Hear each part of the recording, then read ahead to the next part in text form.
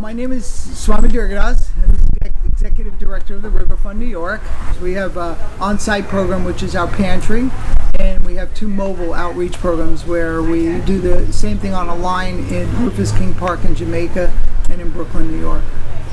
We were mostly doing mobile outreach and facilities, and little by little we worked with Housing Works, we worked with the outreach project here in Queens, and little by little we really kind of zeroed in here on site, and we opened up the lines. And maybe at first we had 60 people, which I thought, wow, this is a lot, you know, can we handle it?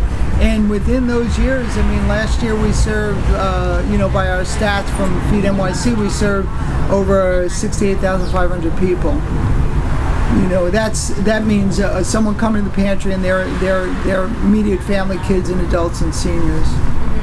So the .org-a-thon really gave us an opportunity to actually solicit, you know, all our funders and our donors to give something, and the matching fund part was for us really an amazing bonus, and so we really jumped on it. So the first meeting I was there with check in hand, ready to write it out and start. So for us it was really an incredible opportunity. We're completely grateful for it.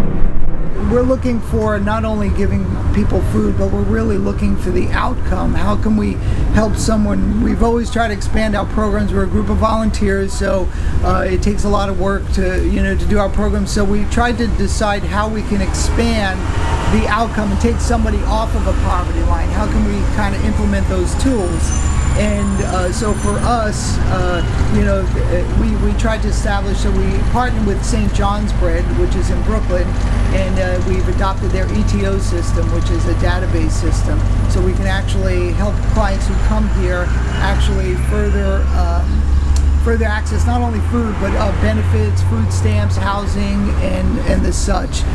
What happens is people at 8:45, we're trying to get them 8:45, not to bother the neighbors more than we have to, and they line up, and as I was saying before, in the last year we signed where we do by choice. So the clients will come, they get a card, and on the card it'll say how many people in their family. If it's 2 adults, 2 children, and a senior, when they go on the line they'll get food accordingly.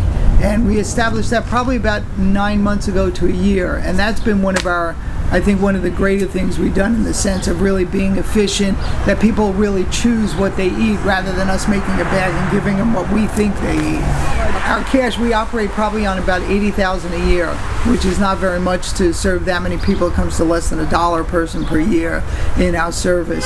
So we do a couple things actually. I think what we'd actually do is we'd open up on Friday. We'd actually have some more, we'd actually allow Friday to be an intake day where we bring more of the clients into the program, sign them up to the single stop program, and see what kind of benefits and what their needs are. And then from there, so Friday would be an expansion of our program. So that might give us a stipend for someone small stipend to get someone to work on Friday for us as volunteers, because we have an incredible group of volunteers. You'll see them all around, and they're dedicated, been with us from, some of them from the beginning, and you know, and somewhere I'd love to stipend them.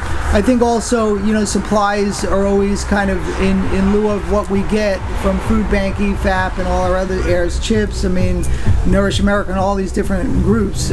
We still need things that happen every day. There's gas for the truck, which is, you know, $100 at a fill up, you know, and on and on and on, tolls to pick up supplies, and all those expenses, you know, they add up. And, you know, we'd love to really have salaried people working, you know, for the organization to allow us to move forward.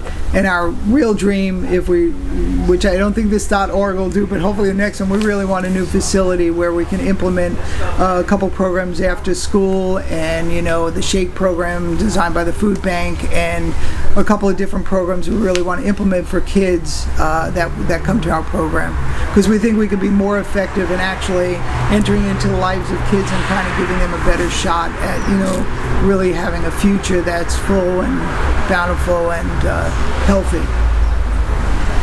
So the need, I think, that has grown in the last year into 2009, and I think in 2010 will actually be astronomical. I think our numbers are going to grow higher. I think the statistics from the Food Bank in the last year that the Food Bank is, that we have gone, and most pantries and soup kitchens have gone up from at least 25%, that 1 in 5 children are going to utilize a pantry, that 1 in 6 seniors utilize a pantry. And to me, that number is only increasing So I want to give thanks actually to the .org-a-thon, because you know, and to World Vision. For us, it has been an opportunity that for us to allow a small group who really has, you know, we do great at grants and different things, but our costs are always rising, gas goes, everything goes up, and it allowed us an opportunity to actually hit some of our donors and personal donors and our e-news to actually raise that needed money to kind of meet the growing need to fill that gap between